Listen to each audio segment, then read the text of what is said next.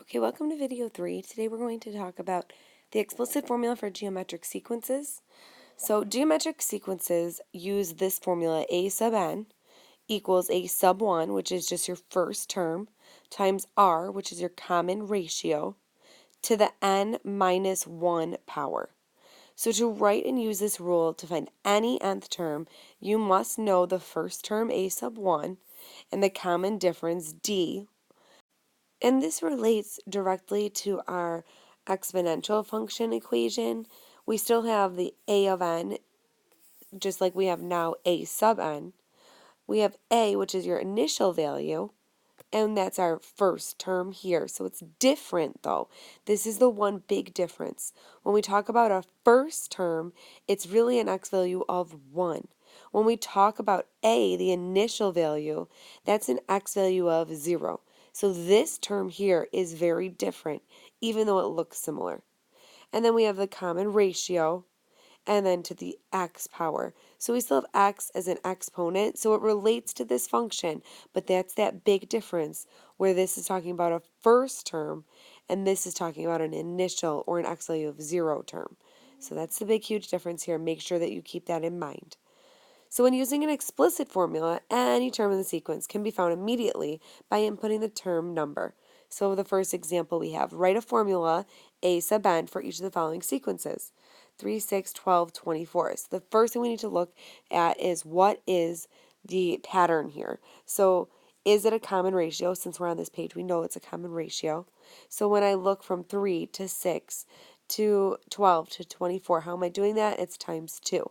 So I can write the r value as 2, and now we're going to use the formula. So I'm starting with a sub n equals. Then I look at the formula. First term is what comes next. So in parentheses, I'm going to sub in the 3. That's the first term. And then the r value, the common ratio. So now I'll plug in the 2. And then when we look at the exponent, it's the n minus 1. Nothing changes there. It's just n minus 1. And that's my formula. Okay, so let's look at the next one. Now, what is the pattern to get from 6 to 18 to 54 to 162? Well, that's a times 3. And remember, you can write it up at the top. I have a hard time on the iPad writing that, but we can write times 3 times 3 times 3. That tells me that the r value is 3. So now I can start with a sub n equals, and then we have the first term, so I can plug in the first term 6, the common ratio, which is 3, and then it's raised to, again, the n minus 1 power.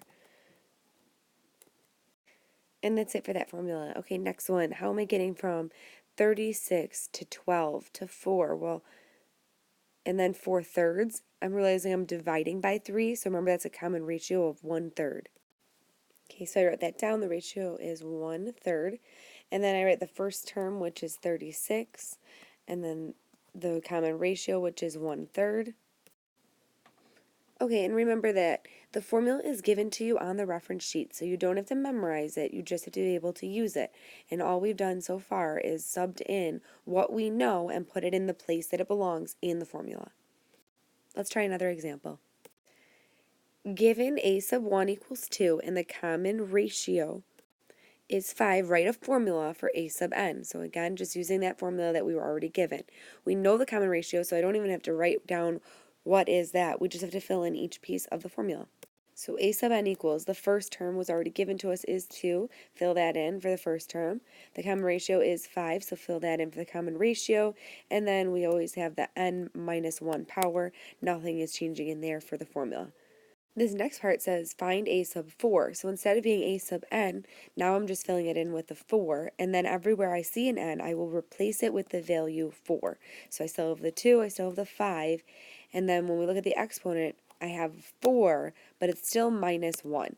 Now this is where it gets a little different depending on what calculator you are using.